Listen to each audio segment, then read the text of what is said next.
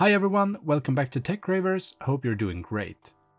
Today we're doing something I've been really excited about, because we're going from this to this.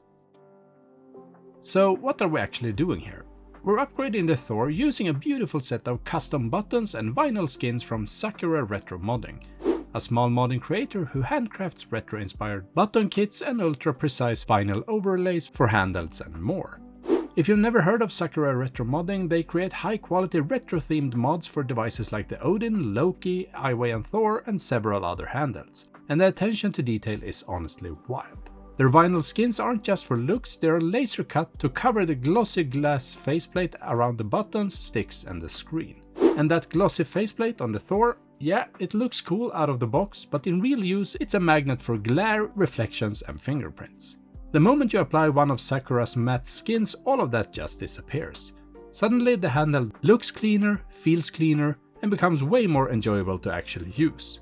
Combine that with their custom buttons, which adds personality, color, and a really sweet retro vibe, and the Thor ends up looking like a completely different device.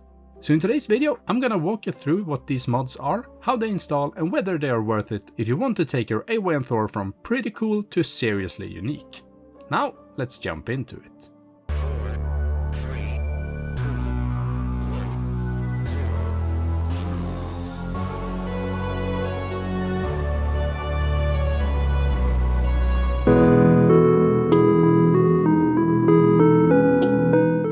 Let's start with the easiest mod, the soft touch vinyl panel sticker for the lower half of your AYN Thor. This is a simple matte soft touch skin designed to cover the entire lower half of the device, and SakuraRetroModding offers it in a whole range of colors and styles on their Etsy store. The skin is precision cut down to the millimeter, so once you peel it off the backing and place it on the Thor, it fits perfectly around the buttons, the sticks, the speaker cutouts and the microphone. No trimming, no stretching, nothing. My tip is to place it very lightly at first, don't press it down fully right away, because if you accidentally put it on slightly crooked or if you're not happy with the alignment, you can still peel it back and reposition it without ruining anything. Now you might wonder why you bother applying a sticker in almost the same color as the original device, but the reason is actually very simple. This skin removes every fingerprint, every reflection and all the glare from that glossy glass faceplate. It also adds a little extra scratch protection, which is never a bad thing. And once you're happy with the placement, just take a soft cloth and gently smooth everything out, pressing along the edges to make sure the skin sits flush and clean. Overall, I'd rate the difficulty of this mod a 2 out of 10. Pretty much anyone can do it, the only exception might be if you're very shaky on your hands. In that case, maybe ask a friend to help you line things up. But really, it's one of the simplest and most beginner-friendly upgrades you can make to the Thor. And you might think the previous mod was easy, but believe it or not, I've actually got one that's even simpler. This is the soft touch vinyl sticker for the top side, or the front face of your AYN Thor. It's essentially a large rectangular soft vinyl skin that adds a clean personal touch to the entire front panel. SakuraRetroModding makes these in a bunch of different themes, SNES designs for both the American and European versions, PlayStation inspired skins and even a gorgeous Zelda variant with gold accents. But the absolute best one you can get is this black TechCravers edition. I'm joking of course, but honestly I was incredibly happy and genuinely surprised to find this custom TechCravers skin included with my delivery. It completely transforms my black AYN Thor and makes it truly one of a kind. A massive thank you to SakuraRetroModding for this amazing surprise. And the difficulty rating for this mod? Well, honestly it doesn't get any easier. If you can stick a sticker onto a flat surface, you're good to go. That's literally all it takes.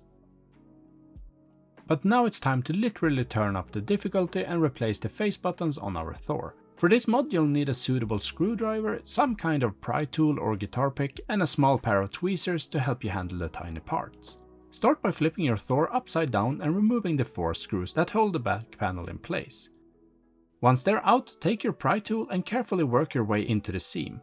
I usually start around the analog triggers, since that's where the shell tends to give you the easiest entry point. Just make sure you take your time here. Don't force anything and definitely don't push too hard. You don't want to damage the housing or leave stress marks on the plastic. Slow, gentle pressure is all you need to separate the back shell cleanly. Once the trigger module is out of the way, the next step is to remove the 2 screws holding the analog stick in place. You also need to disconnect the orange ribbon cable that runs from the stick module to the main board. And here's something I actually forgot to do while filming. Make sure to pull off the stick cap first. If you leave it on, lifting the entire module becomes unnecessarily difficult. And with the screws out, the ribbon detached and the cap removed, you can lift the whole stick module straight out and set it aside. There's no need to unplug the red and black power cable, just leave it attached. Next, you can disconnect the orange cable that runs from the trigger module to the main board, as well as the wider black ribbon cable that links the face button PCB to the motherboard. This part can be a bit fiddly, so take your time and be gentle. You really don't want to damage any of these connectors or tear a ribbon. Once both cables are safely unplugged, you can remove the 4 screws that hold the face button PCB in place. And once those are out, you can move on to the 2 small screws securing the white plastic frame around the analog stick. These pieces keep the entire front assembly locked into the shell, so taking out all 6 screws is essential before we can lift everything forward and finally access the face buttons underneath. Now gently lift up the clear rubber membrane that sits on top of the face buttons, and you'll notice something right away. The buttons actually come up with it. On the Thor, they're lightly glued to the membrane from the factory, so all you need to do is to carefully pull them off. Take your time and don't stretch the rubber. Once the original buttons are removed, drop your new colored buttons into the correct openings in the shell.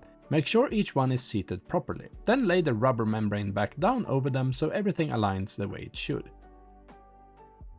From here, it's time to work your way back in reverse. Reinstall every screw, reconnect every cable and ribbon, and close the shell back up. Be both careful and thorough.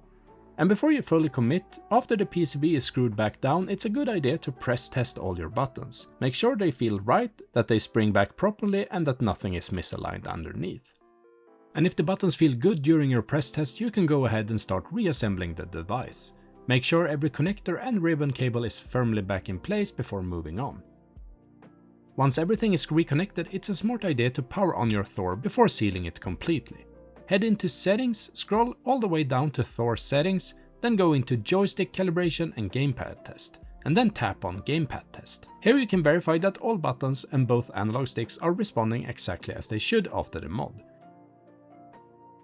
If everything registers correctly and feels right, you can shut the device back down, snap the rear shell into place and reinstall the final 4 screws. And at that point, congratulations, your custom button mod is now complete. The difficulty level of this last mod is definitely a few steps higher, but as long as you stay calm, work methodically, keep track of your screws and remember to reconnect every cable, you should be absolutely fine. Just make sure you have the proper tools on hand before you start. That alone will save you a lot of frustration. And with that said, I want to thank you so much for watching this video. I hope it inspires you to check out some of SakuraRetroModding's amazing work yourself and maybe give your own Thor a personal touch. If you enjoyed this video, feel free to leave a like, drop a comment and subscribe for more modding, handhelds and TechCraver goodness. Thanks again, and I'll see you in the next one.